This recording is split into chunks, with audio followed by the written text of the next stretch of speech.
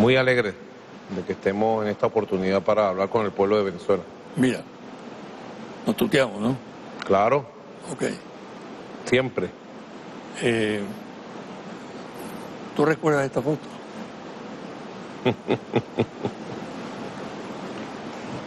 Claro. Esta foto fue en el año 82. Yo tengo más o menos una buena memoria que he cultivado. La conservas, Esto era ¿no? el inicio de las caminatas de la campaña electoral en Caracas del candidato presidencial José Vicente Rangel. Tremenda pinta, José Vicente. Yo lo recuerdo perfectamente. Aquí está David Nieves. Y el pelúo este que está aquí, La tumusa esa que tiene. ese era yo y sigo siendo yo. Año 82. Ahí estaba hace 35 años, ¿no? Era una época de búsqueda, de esperanza, Sí. ¿no? Yo me acuerdo la canción que Ali Primera te compuso para la campaña, que ahora es famosa otra vez. Él arregló la canción Yo no me quedo en la casa, pues al combate me voy, y le puso un estribillo donde incorporaba el nombre de José Vicente Rangel. Yo me acuerdo que esto fue del norte de la ciudad aquí, en Lídice. Empezamos en la avenida Baral y terminamos en la avenida Sucre ya. Fueron 4 horas de caminata. Yo siempre le cuento a Silvia que las condiciones físicas del candidato presidencial José Vicente Rangel era extraordinaria, porque nos metíamos barrio adentro. Yo me acuerdo que tú te ponías como una rama verde que tomabas de algún árbol, te la colocabas aquí. Eso lo aprendí en el mercado de Carupa, ¿no? ¿Tú te acuerdas de eso? Sí. Y ibas puerta a puerta. El pueblo, yo me acuerdo clarito, porque el pueblo te manifestaba gran aprecio y gran cariño, Pero no votaba. pero no votaba. O de repente votaba, pero el sistema fraudulento siempre cortaba. En todo caso, sembró sus votos para después. Sí, correcto. Pero era un gran esfuerzo. Pudiéramos decir que todo este esfuerzo de creación de conciencia de esta época luego fructificó una década después, año 82. José Vicente, qué buen recuerdo. Gracias. Años de búsqueda. Y de construcción, de siembra. Mira, Años de la siembra. ¿cuántos se quedaron en el camino? Mucha gente. Mucha gente se quedó por cansancio. Otros se quedaron porque se pasaron para las filas de los enemigos del pueblo. Y otros se quedaron porque dejaron su vida, ¿no? En ese segundo aspecto que tú señalas, es muy importante invocar la lealtad en la política. Claro. La lealtad a los principios. Exacto. La lealtad a los principios, con la lealtad a los principios, a los valores, uno puede transitar cualquier camino. Uno puede transitar cualquier dificultad. Uno puede transitar los dolores más grandes, pero con la lealtad a los principios siempre uno sale adelante, sale con fuerza. O si no puede salir, queda el ejemplo, como el caso de Fabricio Ojeda, de Jorge Rodríguez y de tantos, ¿no? Ruiz Pineda, de tanta gente que aunque chocó en su época con la represión, con la muerte, su ejemplo, su nombre, alentaron a varias generaciones de revolucionarios hasta que los caminos llegaron a donde tenían que llegar. En el caso venezolano, hasta que los caminos llegaron a la revolución bolivariana, al renacer del comandante Chávez. Y la lealtad es un valor que hoy en día adquiere mayor valor. Yo creo que con lo que hemos vivido, el 30 de julio, las elecciones heroicas, la Venezuela heroica que vimos en las elecciones de la Constituyente, se demuestra que uno debe perseverar por el camino de dos valores, la lealtad y el amor. La lealtad a un proyecto, a una historia, la lealtad a un pueblo, la lealtad a un liderazgo, el del comandante Chávez. Y el amor a los valores más grandes de la familia, de la comunidad, a los valores de la patria, el amor al derecho al futuro que tiene nuestra patria, el amor, la fuerza del amor es lo que lo puede todo.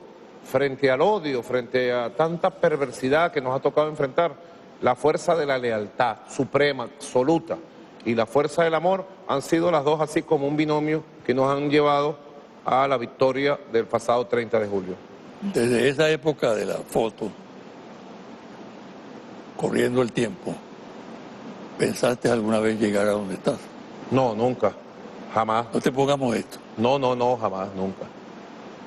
Las aspiraciones mías no han sido de carácter individual, no han sido ni lo son. Los sueños en los cuales nosotros nos forjamos eran los sueños de esa marcha, de un colectivo, de un país, de una patria. Y luego de poder vivir al lado, conocer profundamente los valores que representó nuestro comandante Chávez, el proyecto bolivariano que se abrió para el país, aún más, yo estoy convencido totalmente que el proyecto del país tiene que ser un proyecto colectivo, un proyecto nacional, un proyecto de las grandes mayorías, un proyecto donde se pueda compartir un liderazgo que exprese a las bases populares, que exprese las comunidades, que exprese los estados, que exprese los distintos sectores del país.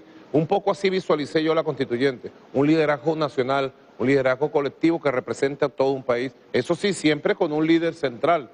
En este caso me toca en este momento a mí, quién sabe por cuánto tiempo. Pero el líder central, si de revolución se trata, debe contar con un liderazgo colectivo, un liderazgo compartido. Trabajar con Chávez significaba un esfuerzo muy grande. Él era muy exigente. Sí. ¿Cómo era el trato diario, permanente? Bueno, siempre fue una relación muy entrañable, ¿no? Y tuvo distintas etapas, ¿no? Desde que yo lo conocí en la cárcel de Yare, un 16 de diciembre del año 1993. Lo recuerdo perfectamente. La primera vez que hablamos personalmente. Y él me expuso el proyecto, su visión, táctica, estratégica, histórica, programática, impresionante. Desde ese día tuvo distintas etapas. Cuando él salió a la calle, 26 de marzo del año 94, ahí estábamos apoyando. Fue una etapa compleja, difícil, de mucho esfuerzo, de mucho sacrificio. La gente debe saber que el movimiento bolivariano, que las fuerzas bolivarianas surgieron de un gran esfuerzo de calle, práctico, permanente, de un gran sacrificio, de un gran esfuerzo unitario, amplificador del mensaje y además inclusivo de las distintas corrientes populares revolucionarias. Luego, como presidente de la República, siempre estuvimos en comunicación permanente en todas las coyunturas. Yo me acuerdo de la coyuntura del golpe de Estado, 11 de abril, 12, 13 de abril. Ahí tú tuviste un papel muy importante, estelar, y estuvimos muy cerca de él. Pero la etapa más intensa de la relación con nuestro comandante maestro, nuestro maestro comandante, fue la etapa cuando fui canciller de la República. Claro.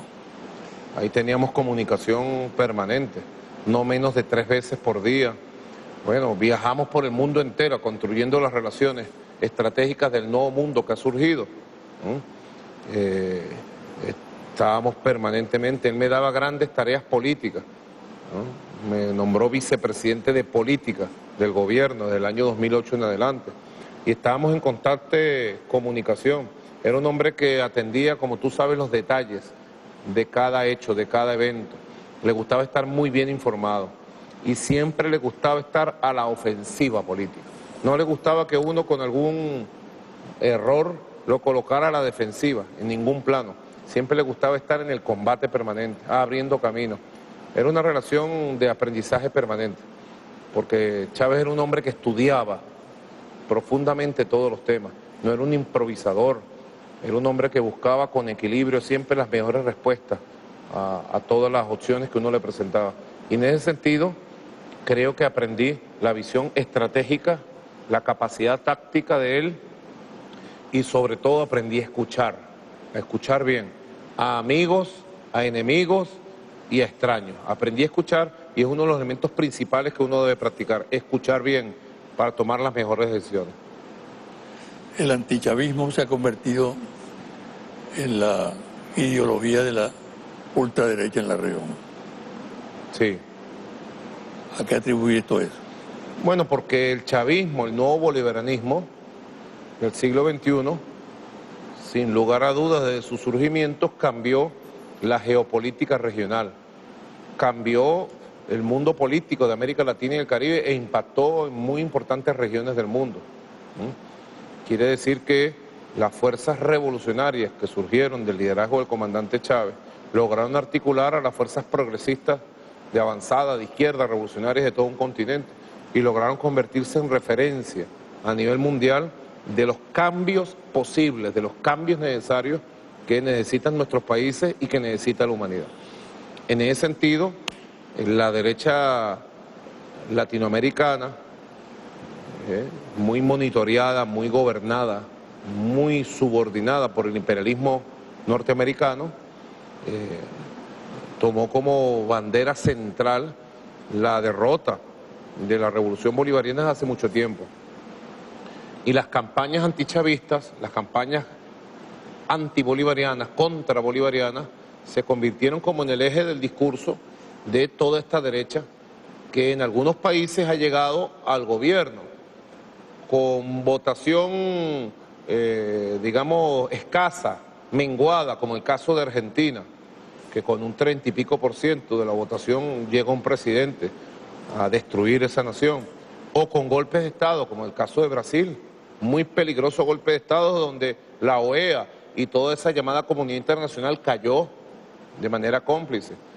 Y toda esa derecha que ha llegado al poder político, en algunos países claves como Argentina, como Brasil, ¿no? La derecha paraguaya, bueno, está, o en Perú, está alimentada de una doctrina antichavista, antibolivariana y de mucho miedo, de mucho pavor. Casi terror sienten por la fuerza de las ideas, del ejemplo que emana de la revolución bolivariana. Es lamentable, ¿no? Nos han puesto en el centro de un debate y nosotros tenemos que estar a la altura y sobre todo, no solamente dar el ejemplo para felicidad de nuestro pueblo, sino dar el ejemplo para que las ideas de transformación social, las ideas revolucionarias del siglo XXI brillen y logren encarnar en movimientos autónomos de los países de nuestra región. Vamos a hacer una pausa, Nicolás. Y al regresar, quiero que hablemos de la realidad del poder. El poder como realidad. ¿Cómo lo asumes tú? Vamos a darle, pues. José Vicente hoy.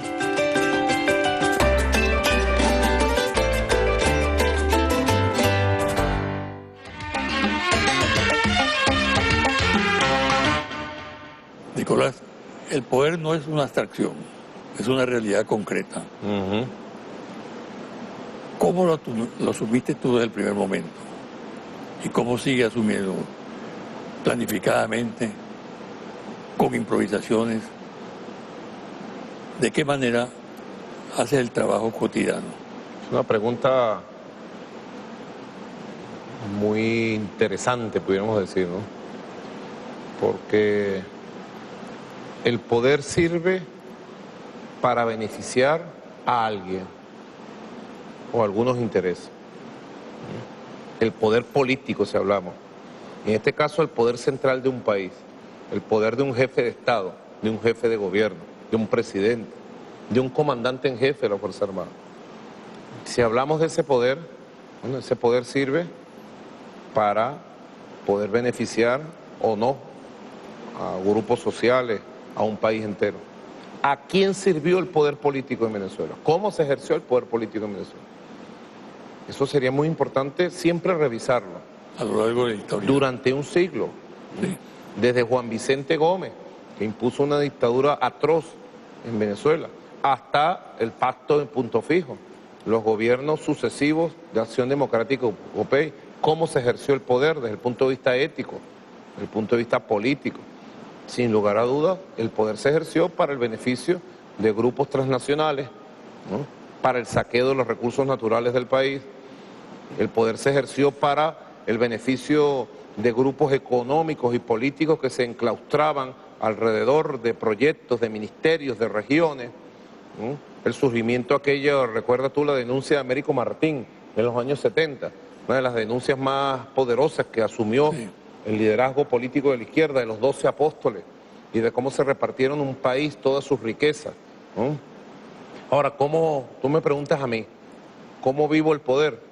Yo vivo el poder como un ejercicio de servicio a la nación, como un ejercicio de servicio a un pueblo. Soy un presidente independiente. Eso es muy importante. Independiente, me preguntarán de qué. El ejercicio del poder puede ser austero o concupiscente. Correcto. ¿No? Ahora, un presidente independiente. La gente se preguntará, ¿un presidente independiente? Sí, independiente porque no tengo grupos económicos, ni sirvo grupos económicos. No tengo grupos políticos, ni sirvo grupos políticos. No sirvo embajadas o factores de poder extraños. En Venezuela, la embajada de Estados Unidos, con una llamada a la Secretaría del Palacio de Miraflores o con una llamada a un ministro, imponía una decisión de cualquier tipo o sentido en este país. Soy un presidente absolutamente independiente y ejerzo primero el poder político, sería mi respuesta. Ejerzo el poder político de manera humilde, honesta, independiente y total, porque lo ejerzo totalmente, con una visión colectiva de la dirección política, pero lo ejerzo plena y totalmente a favor de los intereses nacionales. Ahora, esos grupos económicos que tú mencionas, ¿no han tratado de cercarte, de rodearte?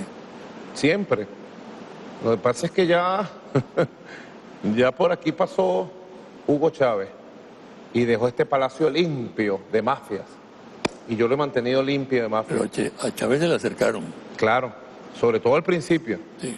Aquellos años 98, 99, 2000, fueron años de limpieza, desmalececión y siembra. Y luego vinieron años de cosecha y siembra. Afortunadamente el ejercicio del poder político hoy por parte de la Revolución Bolivariana y por el mando que yo represento y que ejerzo, se hace libre de ataduras, de dependencia, de vagabundería vinculadas a grupos económicos, nada que ver con eso. Cuando uno ve al frente las fuerzas políticas de la oposición, los liderazgos de la oposición, y ves cómo se mueven grupos económicos y cómo se lanzan cuchillos, maniobras, trampa, uno dice, Dios, por favor, libera a Venezuela de que esta gente vuelva al poder político, porque regresarían las viejas mafias, las viejas prácticas políticas. Nosotros tenemos que preservar con mucha fuerza el ejercicio del poder en función de los intereses nacionales, en función de las grandes mayorías, en función de un proyecto de patria, por encima de un proyecto personalista o de grupo o quién sabe, dependiente siempre de poderes económicos. Tú indudablemente has tenido éxito en la gestión. Por ejemplo, has logrado victorias importantes frente a la conspiración, la conjura internacional, la manipulación mediática. Has tenido éxito y logros indiscutibles. Has tenido también derrotas, probablemente. Claro. Pero hay un dato muy importante que siempre me ha llamado la atención, y es que la subestimación que existe hacia ti. El mundo político o la politiquería te subestimó desde el primer momento, por tu condición humilde, trabajador, etcétera, etcétera, ¿no? Y siempre ha estado presente esa actitud que ha revertido contra ellos, precisamente, contra tus adversarios. Ahora, el hombre, la persona, Nicolás Maduro, ¿cómo reacciona frente a la subestimación? Pienso, sobre todo en el último tiempo, pienso mucho para tratar de colocarme en el puesto de los que me subestiman o de los que nos subestiman. Porque la subestimación a un pueblo es un desprecio del pueblo humilde. Porque piensan, esa mentalidad piensa que el pueblo humilde no puede, no sabe, no quiere. Y trasladaron su desprecio por el comandante Chávez luego a una subestimación extremista. Ha llegado al extremo la subestimación. Yo trato de colocarme en los pantalones, en los zapatos y en la mente de ellos. Primero de la oposición venezolana, no tanto del imperialismo, sobre todo de quienes gobiernan hoy el norte, que no solo me subestiman a mí, subestiman al mundo entero por su racismo, que ha surgido con mucha fuerza ahora a partir de los hechos de Charlottesville, ¿no? Que es otro tema. Yo me trato de poner, por ejemplo, en los jefes políticos de la oposición. Julio Borges. Julio Borges es un jefe político, sin lugar a dudas. Más allá de lo que podamos nosotros pensar, o pueda pensar yo. Henry Ramos Alup. Ellos dos son los dos jefes, los dos precandidatos presidenciales del próximo año. Me trato de colocar en la mente de ellos y de los que lo rodean, conjunto de dirigentes políticos de partidos. Ellos saben muy bien qué ha sucedido en Venezuela en estos años. Ellos saben que durante 4 años, y mayo, abril, mayo, junio, 4 meses, ellos han intentado derrocarme por todas las vías. Y saben que aunque han utilizado todas las armas que jamás utilizaron contra el comandante Chávez, con toda la intensidad, no han podido hacerlo. Yo sé de comentarios que ellos mismos hacen, pero que ellos mismos al final no lo asumen como política. Creo que la peor política que pueda tener la oposición es seguir subestimándome a mí y subestimando al pueblo. Si ellos lograran superar eso, pudieran dar un paso a algo que yo quiero, que creo firmemente, sobre la base del respeto y del reconocimiento mutuo, con las diferencias que tenemos, entrar en un proceso de diálogo nacional en favor de los grandes intereses del país. Si yo aspiro en algún momento, José Vicente, que ellos dejen de subestimarme a mí, de subestimar al pueblo, lo aspiro es para que, sobre la base del respeto y el reconocimiento mutuo, nosotros poder ir a un diálogo nacional permanente como método para favorecer los intereses nacionales y para regular el conflicto que surge de las diferencias en medio de una revolución que no ha cedido ni va a ceder y va a seguir siendo revolución. Un amigo mío, analista político, dice que tú eres una persona muy astuta y que has convertido la subestimación en un arma a favor tuyo para enfrentar al adversario. Es una cosa deliberada, calculada. No es así. Nosotros actuamos con autenticidad y siempre confiamos en la intuición y la inteligencia de lo que consideramos mejor para el país. Y por esa vía actuamos. Creo que cuando se trata de hacer una revolución histórica, como la que estamos haciendo en Venezuela y continuaremos haciendo, se tiene que actuar apegado a los principios de la honestidad, apegado al principio de humildad máxima y apegado al principio de los grandes intereses nacionales. Si alguien revisara estos elementos que parecen simples, José Vicente, ahí viene la subestimación. Nosotros actuamos sobre lo sencillo, sobre lo simple de lo que debe ser la vida, para tratar de darle a un elemento tan complejo como la política, como el Estado, como la revolución, cauces que puedan ser caminados por todos los venezolanos. Por eso nosotros actuamos con autenticidad y por esa vía nosotros quizás hayamos practicado una política que haya entrampado a los enemigos del proceso revolucionario, porque han confundido la sencillez y la simplicidad de nuestra forma de actuar como atraso, como, quién sabe, como ellos llaman, brutalidad. ¿Sabes que ahí me llaman ellos maburro?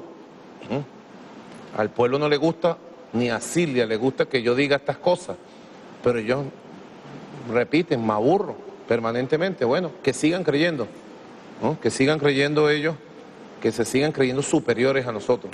Mientras tanto nosotros sigamos actuando con humildad, con sencillez, con simplicidad y con mucha contundencia cuando vayamos a actuar.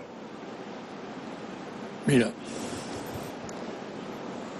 tú dices que una de las virtudes de este proceso y de este gobierno, por supuesto, es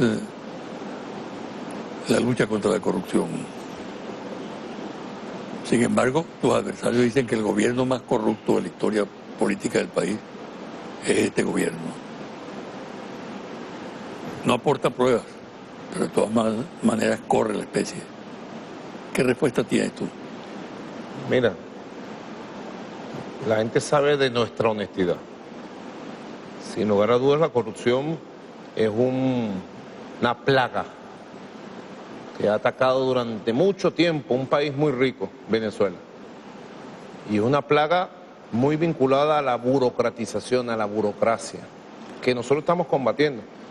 Desafortunadamente, José Vicente, te lo tengo que decir, y se lo dije aquí, en el despacho, la última vez que tuve la oportunidad de hablar con la señora ex fiscal general de la República. Desafortunadamente, durante estos 4 años que tengo de presidente, nunca, jamás conté con el apoyo de la Fiscalía General de la República para el combate contra la corrupción. Al contrario, fíjate la sorpresa, uno de los casos que yo le refería a ella en la conversación, menos mal que tengo testigos de esa conversación, fue uno de los casos de la corrupción en algunas empresas vinculadas a la faja petrolífera del Orinoco, donde nuestros cuerpos de inteligencia, la Policía Nacional Anticorrupción, hizo la investigación, determinó las pruebas, determinó los culpables. Y cuando informamos a la Fiscalía General, ¿qué hizo la Fiscalía? Ahora ya lo sabemos. Le avisó a los corruptos, se fueron del país, les cobró millones de dólares, con las cuales abrieron cuentas en el exterior. Ahí están las pruebas en original de los bancos en islas, de paraísos fiscales del Caribe, donde el propio esposo de la fiscal general, ex fiscal general, era el encargado de una red de extorsión. Ahora es que yo compruebo o descubro en toda su magnitud, tengo que ser sincero, descubro en toda su magnitud lo que era una red que protegía la corrupción, una red de extorsión que nos costó mucho, en combates clave. Fíjate que esa investigación, para el que lo sepa, del entramado de corruptelas alrededor de algunos proyectos de la faja petrolífera del Orinoco, la ordené yo personalmente, la dirigí yo personalmente. Y tremenda frustración cuando se dan las órdenes para la captura de estas personas y las personas se fueron del país. Y luego ahora descubrimos por qué se fueron del país. La Fiscalía era las personas encargadas de hacer la investigación, de hacer las respectivas órdenes de captura, pero eran también las que extorsionaban y protegían a estos sectores de la corrupción. Hay mucho que hacer todavía, José Vicente. Quizás es una de las cuentas pendientes que tenemos. Desde el punto de vista no solo punitivo, judicial. Yo aspiro que la Asamblea Nacional Constituyente, con todo el poder que tiene, verdaderamente le dé un empuje y me dé un apoyo especial para la lucha contra la corrupción. Es una cuenta pendiente que tenemos. No solo desde el punto de vista punitivo, también desde el punto de vista educativo, moral, cultural. Tenemos que seguir insistiendo en construir una sociedad de hombres y mujeres con valores, de respeto, de honestidad, de prácticas transparentes en el manejo de la vida pública, de la cosa pública. Es una gran batalla. No te voy a decir que la vamos a ganar en meses, en años. Va a ser una batalla que nos va a llevar bastante tiempo y Venezuela entera, y tú mismo lo sabes, tienen aquí un presidente comprometido hasta los tuétanos en la lucha contra los corruptos y la corrupción.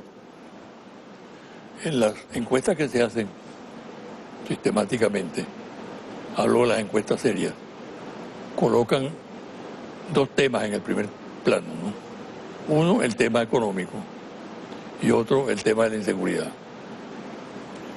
En el tema económico, yo no quiero extenderme en esta entrevista, porque esta es una entrevista esencialmente política, ¿no?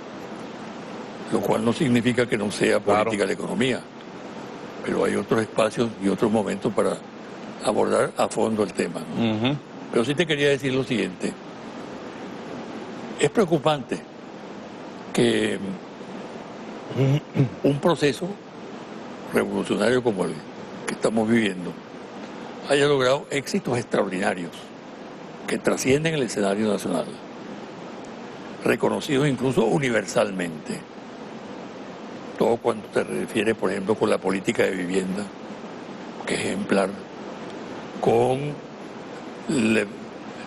temas como la salud, la educación universitaria, la cultura en general. No existe en el mundo, entre la gente seria y responsable, duda acerca de que son logros de esta revolución y que en otro contexto no se pudieran haber alcanzado. Sin embargo, en el tema económico tenemos problemas. No estamos a la misma altura. Indudablemente que estamos afrontando una guerra económica, indudablemente que estamos al efecto de la caída de los precios del petróleo, pero indudablemente que no es equiparable los logros sociales, culturales, educacionales, de salud, alcanzados por la revolución, con lo que pasa en materia económica. Correcto. Los tiempos económicos siempre son más lentos en cuanto a las transformaciones y los logros. A mí me ha tocado vivir el tiempo de las dificultades. El tiempo más duro que quizás se haya vivido, sin lugar a dudas, en tiempos de revolución, pero el tiempo más duro en 100 años. Porque en 100 años hubo un proceso de expansión del ingreso petrolero que tuvo pequeños periodos de caída, pero que fue sostenido. Y el ingreso petrolero multimillonario permitió un proceso de expansión en el gasto público y permitió un proceso de expansión en general en el proceso económico-social del país. Eso fue sostenido durante 100 años. A mí me tocó vivir por adelantado y me está tocando vivir y nos está tocando vivir, gracias a Dios, con la protección del modelo social chavista, socialista, tocado vivir el quiebre total del modelo de dependencia petrolera. No es poca cosa decirlo, José Vicente, es lo primero. No es suficiente las veces que lo explicamos y lo decimos, pero es que el modelo petrolero que sostuvo a Venezuela se acabó. Había quienes pronosticaban para el año 2030, 40, inclusive expertos que decían el 2050, quizás llegaría el tiempo en que el modelo petrolero comenzaría a declinar. Aquí declinó, ¡pum!, de un solo guamazo. Pasamos un día de $120 el barril a $20. Y aquí a nadie le faltó escuela, trabajo, ingresos, alimentos, con los problemas que tendríamos. No dejamos de construir viviendas, no dejamos de construir obras públicas fundamentales. Hicimos de tripas corazón y creo que hicimos un milagro social de salvación del país. Eso hay que reconocerlo. Hicimos un milagro social de salvación del país en medio de la quiebra. Y estamos en medio de la quiebra del ingreso, con obligaciones internacionales muy importantes. Segundo elemento, José Vicente. Nosotros hemos pagado más de 65.000 millones de dólares en 24 meses, sin poner excusa, sin falta, puntual. Quiere decir que en medio de la caída de los precios petroleros, del quiebre del modelo petrolero, hemos hecho un milagro social y hemos hecho un milagro financiero. También. Esas son cosas que Venezuela debe conocer, debe valorar. En tercer lugar, en medio de una guerra económica que ha basado su perversidad en golpear los elementos débiles del proceso venezolano. Venezuela hasta hace muy poco importaba el 70% de todos los productos del consumo nacional. Golpearon los procesos importadores, comenzaron a acaparar y a contrabandear los productos en un proceso de 3, 4 años. Y ahora estamos enfrentando un sistema demoníaco, pudiéramos decir bochornoso, de fijación falsa desde el exterior de un dólar criminal, de un dólar de guerra, y el dólar de guerra lo han convertido en el elemento principal para atacar los precios del pueblo.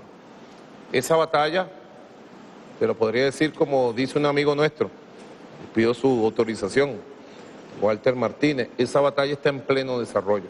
Lo que yo sí te podría decir, para concluirte esta idea, que habiendo enfrentado estos 3 demonios, el quiebre del sistema de dependencia petrolera, la guerra financiera internacional y la guerra económica interna, comercial y de inflación inducida, habiendo enfrentado esos 3 demonios, y tenemos un pueblo protegido por un sistema social que va a ser soporte de la recuperación económica. Venezuela se va a recuperar y va a superar en tiempos económicos ostensibles, va a superar la situación que estamos enfrentando por razón de la situación más difícil que haya vivido en 100 años un presidente de la República de Venezuela. Exacto, pero fíjate tú, se piensa en este momento que existe una gran expectativa en el país, en parte impulsada por los éxitos políticos que ha tenido el gobierno, por la victoria del 30 de julio, por la constituyente funcionando con mucha eficacia y con mucha rapidez. Entonces, la gente está esperando medidas económicas. Yo aspiro a que tú me des una primicia en este programa, ¿no? Pero indudablemente que la gente aspira a que haya que se abra la puerta hacia las salidas del tema económico colocado asumido racionalmente, ¿no? Porque no es que vamos a pasar de la precariedad de este momento a la abundancia y a una situación mucho mejor, pero sí que se empiecen a percibir cambios importantes a base de medidas que adopte el Ejecutivo ahora con el apoyo de la Constituyente, ¿no? Correcto. Lo que hay que estar muy claro es que estamos con la estrategia y la política correcta. Los 15 motores de la agenda económica bolivariana es la estrategia correcta de la independencia económica, del desarrollo y la potencialidad que tiene Venezuela, para liberarnos del petróleo. Es la cosa más importante que estamos haciendo. El desarrollo de los 15 motores, de todos los motores, del motor industrial, del motor agroalimentario, del motor petroquímico, del motor turístico, del motor de la economía comunal socialista, del motor de la industria pesada, etcétera. Los 15 motores, es la estrategia. Y ahí nosotros, mira, tenemos que mantener la perseverancia casi obsesiva de mantener el ritmo del desarrollo de todo el complejo de relaciones que implica los 15 motores. En segundo lugar, un elemento muy importante, cuidar la generación y la estabilidad del empleo, cuidar el ingreso de los trabajadores y controlar quizás el elemento hoy por hoy más importante y más difícil, porque no depende de factores de la economía real, no depende de factores nacionales, que es controlar la inflación criminal e inducida que han disparado a través de un dólar criminal generado desde Miami. Y te lo digo porque es el más difícil, porque no es un factor de la economía real.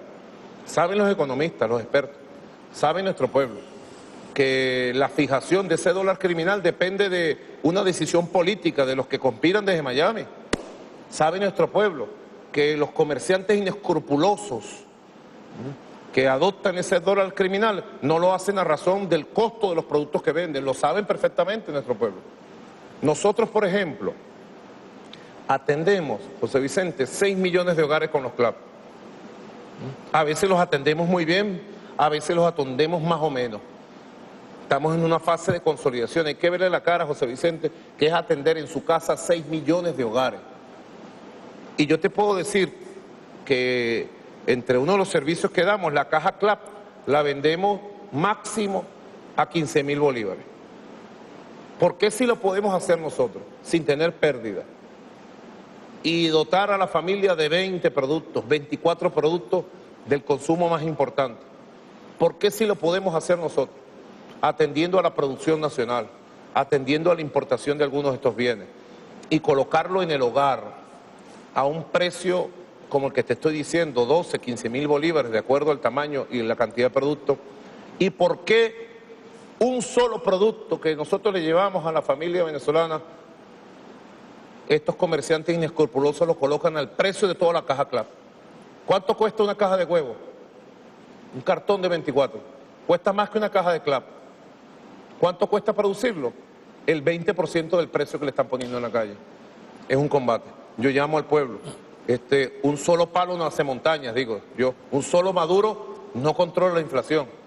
Necesitamos, y en ese sentido, si te puedo decir, aunque no te voy a dar los detalles, los secretos, si te puedo decir que una comisión especial de la Constituyente está trabajando directamente conmigo, con el equipo económico y con sectores del empresariado, y la próxima semana, esta semana que empieza mañana, se van a dar a conocer un conjunto de acciones para que se respete el precio máximo de los productos y para un conjunto de acciones de justicia, digamos, muy severas, que van a sacudir la sociedad. Tú sabes que cuando yo emprendo acciones de este tipo, a mí no me tiembla el pulso, porque no dependo de nadie, ¿no?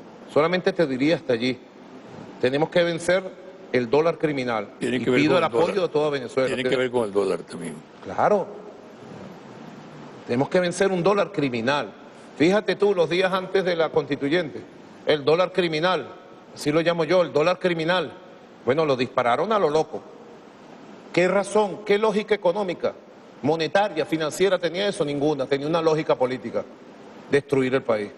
Era el dólar guarimbero. Luego del triunfo de la constituyente como que les dio un ratón, una locura. Les entró, ¿cómo se llama? Un yello. Un yello, una especie de complejo de derrota. Y la primera semana después de electa la constituyente lo dispararon al doble el dólar criminal. Yo pido la ayuda, el apoyo, y el que no apoye caerá la ley de todos los sectores económicos. Yo puedo demostrarle, producto por producto, a cada comerciante de este país, cómo se apoyan en un dólar criminal para hacerle daño a su propia sociedad, para hacerle daño a la propia economía. Y eso se va a acabar. Tú vas a ver, José Vicente, quizás es la batalla más dura, la batalla por la productividad, por la producción, la batalla por la distribución justa de los productos, la batalla por su comercialización y que no haya más escasez, y la batalla por los precios justos. Es la batalla más dura que tiene el país, más compleja. Yo estoy al frente de esa batalla y estoy seguro que más temprano que tarde vamos a estabilizar y a recuperar la economía en esos aspectos. Vamos a hacer una pausa y al regresar aprovechemos para hablar de la constituyente. Sí va. Que es la gran figura, la gran criatura que surge en este momento. Sí va.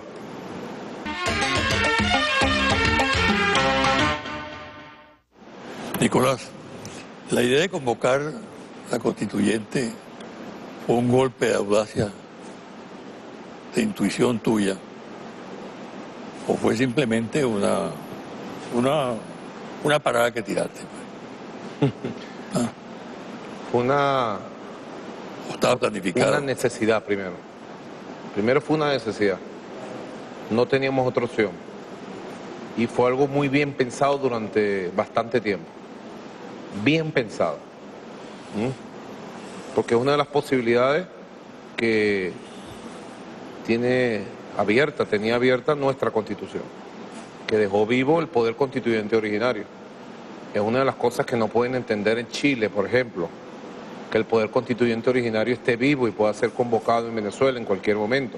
Ellos tienen la Constitución de Pinochet, lamentablemente. Más temprano que tarde, como diría Allende, el pueblo chileno andará por las grandes alamedas de una constituyente. Estoy seguro de eso. No lo pueden entender en una sociedad cerrada como las élites de los Estados Unidos, Washington, que tiene una constitución de 230 años. No lo van a entender, ni lo quieren entender. La oligarquía colombiana. La oligarquía colombiana, que hizo por presión popular en el año 90, 91 una constituyente, y después la maniató, la manipuló. Pero bueno. El argumento que utilizan ellos incluso es absurdo desde todo punto de vista, que no es constitucional, que no se ajusta a la Constitución de Venezuela. Todo lo contrario, es una decisión absolutamente constitucional. Primero, ellos no tienen que opinar sobre la situación interna. Exacto, bueno, pero dándoles el beneficio claro, de que se metan en los asuntos internos del país, porque esa es su característica. Es una medida absoluta y totalmente constitucional. Así es. Ellos, fíjense ustedes, lo que ha sido la opinión de la oligarquía latinoamericana, de la derecha latinoamericana, de decir una expresión verdaderamente insolente e indignante. No reconocemos la constituyente venezolana, pero ¿quiénes son ellos para reconocerlo? Así es.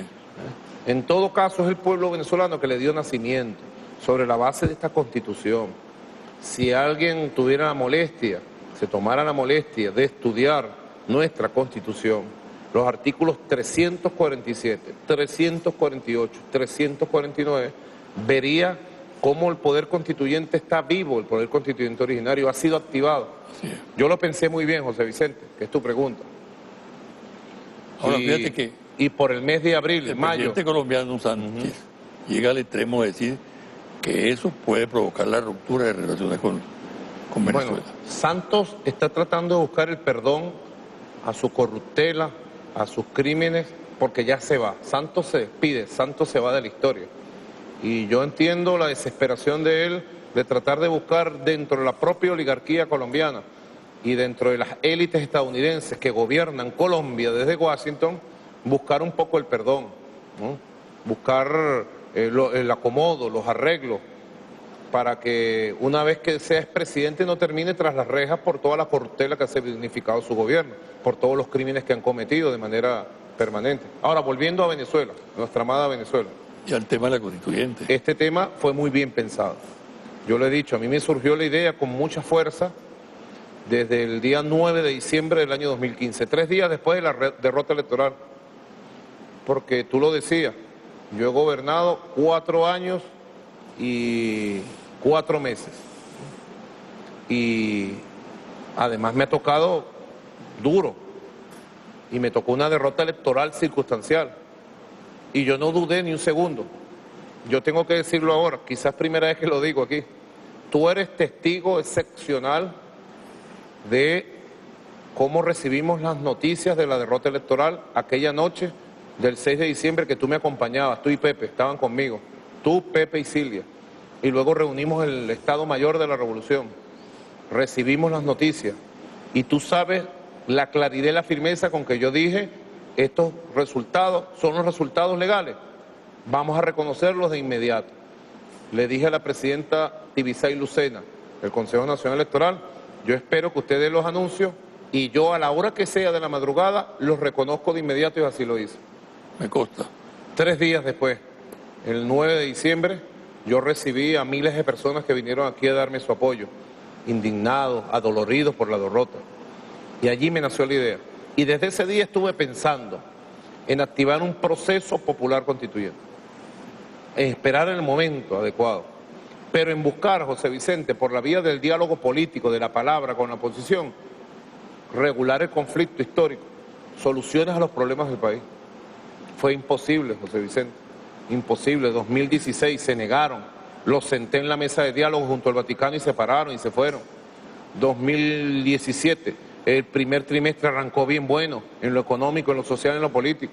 Y luego ellos se fueron a la guerra, a la calle. Cuando en el mes de abril, te lo confieso también aquí, yo iba a hacer este anuncio el 19 de abril, por lo importante de la fecha histórica. Porque ya el 19 de abril yo estaba convencido que la oposición en la calle iba a tratar de provocar un caos para una guerra civil y una intervención gringa, militar en Venezuela. Lo denuncié varias veces, pero no se dieron las condiciones y yo seguí reflexionando junto al Estado Mayor de la Revolución, junto al alto mando político, y el 1 de mayo se dieron todas las condiciones para hacer este anuncio. Era la única opción que teníamos de paz. Llegó la constituyente y la paz se hizo. Y yo tengo una gran fe en el ejercicio pleno de nuestra soberanía nacional, sin aceptar chantaje y presión de nadie en el mundo, y menos del imperialismo norteamericano, que la constituyente va a poner orden en la justicia, como la está poniendo, en la institucionalidad, en el Estado, en la economía, y va a ser mi pivote, mi soporte fundamental para que nosotros terminemos un año 2017 en un buen nivel de recuperación general de la sociedad, del país, de la política, de la paz, que es lo más importante. Ante esa campaña aviesa, perversa, contra la constituyente, descalificándola totalmente, que se realiza en el exterior, no es conveniente una campaña agresiva, mediática, del gobierno, de las instituciones venezolanas, del pueblo venezolano hacia el exterior, porque hay mucha gente que está confundida afuera. Es verdad. ¿No? Es verdad. Y el peso de la argumentación absurda de todo punto de vista tiene una fuerza específica y está haciendo daño, ¿no? Bueno, también que estamos enfrentando a la mediática mundial. CNN en inglés, en español y en todos los idiomas. La BBC de Londres y todo su poder. La Fox News de los Estados Unidos. El Washington Post, el New York Times, sí, que son generadores de información y opinión de la hegemonía comunicacional mundial. En el mundo hay una hegemonía comunicacional, ¿no?, que arropa con mucha fuerza a los Estados Unidos, Europa y los medios de comunicación principales de América Latina y el Caribe. Esa hegemonía está puesta al servicio de una campaña inclemente y permanente contra la revolución bolivariana, de desfiguración total de nuestra realidad. Fíjate cómo durante la época de la violencia guarimbera, ellos presentaban a los que quemaban hospitales, atacaban bases militares, quemaban gente viva, los presentaban como los héroes, los guerreros. Presentaban el mundo al revés.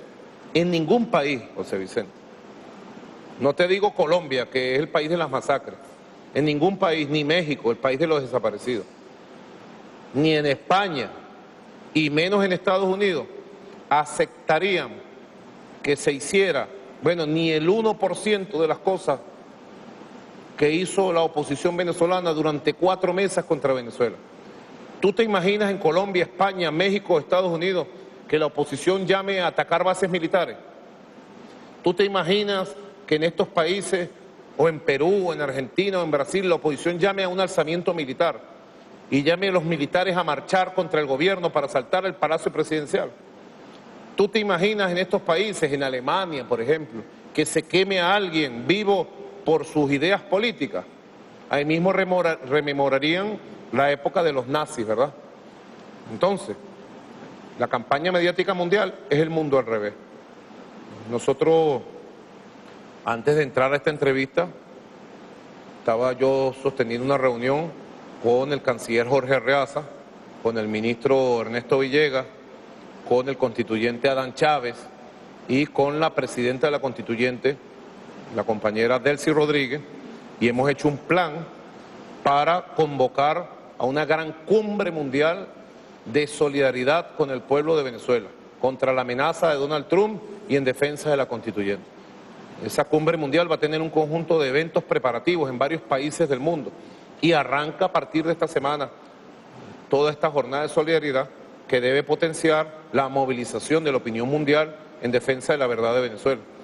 También aspiro, José Vicente, aspiro que la Comunidad de Estados Latinoamericanos, CELAC, su presidencia, en manos del compañero Salvador Sánchez Serén, muy pronto dé un paso adelante y convoque a una cumbre por el diálogo, por la paz y en apoyo a la soberanía de Venezuela. Así que son acciones que nos van a permitir, de alguna manera, en eso hay que ser muy objetivo, nos van a permitir atenuar en algo la campaña criminal, brutal, gigantesca, inclemente que hay contra Venezuela en el mundo. Al final, tengo la fe que la verdad de Venezuela prevalecerá por encima de tanta campaña. Vamos a hacer una pausa para volver posteriormente con el último negro que llamamos nosotros, ¿no? Muy bien. Bueno.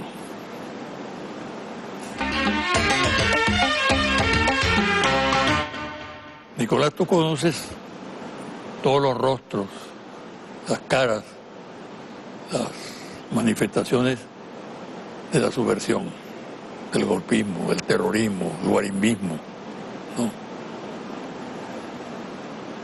Las azonadas militares. ¿Tú crees que en un país donde han pasado tantas cosas y con una gestión presidencial como la tuya, está garantizada la estabilidad institucional? La estabilidad entendida como estabilidad en revolución. Estabilidad, bueno, para avanzar en transformación. Y de acuerdo con la Constitución. Y estabilidad bajo amenaza. Y de acuerdo a la Constitución. Es una estabilidad bajo amenaza permanente, porque hay que ver lo que es tener al imperio más poderoso del mundo apuntándolo a uno. Más ahora que llegaron sectores extremistas al poder de Estados Unidos, ellos se ofenden, porque yo lo digo, lo que digo es la verdad, y no lo digo yo, lo dice toda la sociedad estadounidense. Toda la sociedad estadounidense, inclusive la sociedad europea, hoy por hoy, rechaza el extremismo con que se manejan los asuntos públicos nacionales e internacionales desde Washington. Extremistas, lobistas, multimillonarios, magnates son los que tienen el poder en los Estados Unidos. Y han convertido a Miami en el centro de operaciones de todos los procesos de desestabilización y conspiración contra Venezuela. Desde Miami, con claro, muchos recursos, con mucho dinero. Fíjate tú, este ataque terrorista contra el fuerte Paramacay, Fue financiado, planificado y dirigido desde Miami, ya está comprobado. Ya todos los autores materiales y parte de los intelectuales están capturados. Todos han confesado, José Vicente, todos han confesado. Además se le encontraron pruebas en computadoras, en teléfonos celulares, pruebas que estamos procesando y que nos han llevado a determinar que los factores que conspiran desde los Estados Unidos han activado a 3 grupos. Primera vez que te declaro esto, a ti que te gusta confidenciales al cierre. El grupo del golpe de Estado del 11 de abril de 2002 está activado, todo el grupo. Viven en Colombia, Costa Rica, Miami, Portugal y España. Todos están activados. Fue el grupo que trabajó junto al gobierno de George Bush para dar el golpe de Estado que se dio en Venezuela y que derrotamos. En segundo lugar, están activados los grupos que nosotros logramos descubrir y controlar, castigar, desmembrar del llamado, mal llamado en su momento golpe azul. Sabes, tú conoces mucho de eso y también el director de Últimas Noticias, ¿no? Nuestro amigo Eleazar Díaz Rangel, que investigaron mucho sobre este tema. Y un tercer grupo, que es un grupo que nosotros logramos neutralizar en el 2014, de este ex capitán traidor que atacó el fuerte Paramacay y que vino articulado desde hace más de 10 años en actividades de conspiración permanente y que tiene su base de operaciones en Miami directamente. Muy vinculado a la familia Poleo, Rafael Poleo, Patricia Poleo. Por ahí salió de ridícula Patricia Poleo el día que yo le señalé esto barriendo la casa, creo que nunca la había limpiado. Bueno, estos tres grupos están en una sola acción hoy por hoy. A los 3 grupos los tenemos vigilados, controlados, neutralizados, pero es mucho el dinero que se ha metido, José Vicente. Es mucho el dinero que se ha metido. Por eso te hablo de una estabilidad dinámica, estabilidad en revolución, estabilidad bajo amenaza, pero que con el favor de Dios, con el favor de nuestra democracia y nuestra Constitución, nosotros sortearemos todas las amenazas, todas las emboscadas. Ya Venezuela entra en un clima electoral nuevamente, José Vicente, tú lo sabes. El Consejo Nacional Electoral está preparando, por mandato de la Constituyente, elecciones adelantadas. La oposición pidió elecciones adelantadas, bueno, la Constituyente la complació para octubre, de todas las 23 gobernaciones del país. Ya todas las fuerzas políticas han inscrito sus candidatos. La derecha le costó mucho dar el giro, ¿no? De Maduro vete ya, de Guarimba ya, de incendio en la calle, vamos a las elecciones. Todos los partidos políticos de oposición han inscrito candidatos como arroz, pues para tirar para el cielo. Acción Democrática, Henry Ramos Alú, gracias por reconocer al CNE, habría que decirle. Primero Justicia, Enrique Capriles Radonsky, gracias por reconocer a Tibisay Lucena y al CNE, inscribieron candidatos en todos los estados. Eso tiene veneno. Claro, una cosa es el Twitter, la perdedera de tiempo y la estupidez con que esta gente escribe en el Twitter, pero otra cosa son los hechos políticos, inscribieron candidatos en todos los estados. Leopoldo López, penado de la justicia venezolana, jefe político de un partido llamado Voluntad Popular, que es el partido más fascista y extremista de este país, inscribió candidatos, a pesar que decía que iban a incendiar el país con un pichón de Hitler que anda por ahí. El partido Un Nuevo Tiempo de Manuel Rosales, candidatos en todos los estados. El partido Avanzada Progresista de Henry Falcón, mi amigo Henry Falcón, él es mi amigo, aunque esté en la oposición, puedo reconocer, tengo un amigo en la oposición, Henry Falcón. Todos inscribieron candidatos. 196 candidatos inscribió la oposición. Y bueno, ahora vamos para la calle a pedir el voto popular. Diagnóstico. El diagnóstico. Con objetividad. Vamos a ganar las 23 gobernaciones de este país. Anótalo, José Vicente, y te prometo una entrevista el día después de las elecciones de gobernadores. Nosotros vamos hacia una gran victoria porque el pueblo quiere paz. La gente quiere gobernadores y gobernadoras para consolidar la paz. La gente se cansó de gobernadores como el de Miranda, que salen a las calles a quemar, a destruir y no a gobernar. La gente quiere gobernadores, bueno, que atiendan sus estados, que le garanticen la estabilidad, la paz a sus regiones. Y la gente, el día de las elecciones de octubre, va a votar otra vez de manera heroica. La gente va a salir a votar por la paz y vamos a tener una gran victoria. Anótalo desde ya, José Vicente. ¿Te gusta el poder, Nicolás? ¿Ah? ¿Te gusta el poder? El poder popular. Sí. Pero añoras estar en la calle libre, sin protocolos ni nada. Sí, totalmente. Yo siempre ando en la calle, manejando, siempre ando con Silvia. De pronto un sábado que estemos un poco tranquilos, nos vamos por ahí y nos les aparecemos a alguien en su casa. Lo llamamos 5 minutos antes. ¿Estás en tu casa? Nos vamos por un barrio del Valle, o un barrio de Katia, o a Caricuao, donde tengo mucha gente amiga. Y nos les aparecemos calladitos. Nos preparamos una cena allí, nos tomamos un café, conversamos hasta las 2, 3 de la mañana. Todavía no he perdido ese contacto de escuchar, de vivir la realidad. Claro que añoraría solito y tranquilo caminar por las calles, pero creo que la vida lo coloca a uno, lo va colocando a uno en situaciones y uno tiene que sentir la felicidad, y yo que creo en Dios, agradecerle a nuestro Dios por sus bendiciones y cumplir con la misión que me toca. Esta es la misión que me toca. Y aunque tenga mis añoranzas por la calle, tengo que cumplirla a cabalidad. Mira, Nicolás, el cuestionario Proust es famoso. Son 30 preguntas que formuló el gran escritor Marcel Proust para indagar acerca de la condición humana. Yo le formulé varias preguntas del cuestionario a Chávez en una de las entrevistas que le hice. Te quiero formular 2. Una, la número 22.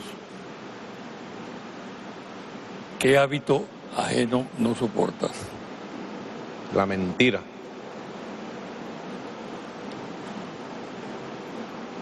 La número 28. ¿Cuál es el estado más típico de tu ánimo? El estado más típico es el humor burlista. Soy muy caraqueño en eso. Amador de gallo. Mamador de gallo. Y inclusive en un tiempo se convirtió en un defecto, porque a veces a los caraqueños se nos pasa la mano cuando se trata de descubrir cosas características de la gente, ¿no? He ido aprendiendo a regular el humor burlístico, pero bueno, es el estado natural. Las 24 horas del día, de que me levanto hasta que me acuesto, siento el deseo de la alegría y el humor burlístico. ¿No te deprimes? No conozco qué es eso. De verdad, desde muy joven pienso que las dificultades, los reveses, los problemas son retos, son pruebas de la vida. Eres antiparabólico. No tanto como antiparabólico. Lo que yo sí creo mucho en Dios, y creo que si uno está aquí está por un destino, marcado por una misión, y esa misión todos tenemos que cumplirla. El tiempo que mi misión era manejar un autobús, esa era mi misión. Ahora se trata de llevar el volante de una patria, esa es mi misión, y debemos cumplirla, con reveses, con obstáculos, con dificultades, llevar con equilibrio las cargas que nos tocan llevar. Un mensaje no convencional y breve a la audiencia. Asumamos el espíritu constituyente de este Mira tiempo. la cámara. Asumamos el espíritu constituyente de este tiempo. La vida nos dio una nueva oportunidad de vivir un proceso popular constituyente. La Asamblea ha arrancado con buen pie. Llegó la paz. Ahora tenemos que consolidar a lo largo de estos meses del 2017 y el 2018 un clima de recuperación general, moral, política, económica del país. En el espíritu constituyente. ¿Qué es el espíritu constituyente? El espíritu del renacer del bolivarianismo, del renacer del encuentro nacional. Ojalá más temprano que tarde, José Vicente, podamos ver con el apoyo de la comunidad internacional, de la CELAC, podamos ver la instalación de un sistema de diálogo político permanente con la oposición, con todas las fuerzas políticas, sociales del país, y por la vía del diálogo, de la palabra, del entendimiento, nosotros podamos consolidar no solo el 2017, sino los años por venir como años de paz. Es lo más importante, años de paz. El espíritu constituyente para lograr la paz y la recuperación del país. ¿Qué te pareció? Todo bien. Gracias, Muchas José gracias. Vicente. Gracias Mucha a ti. suerte, ¿sabes? Que Dios te bendiga. Gracias. Despido el programa hasta el próximo domingo.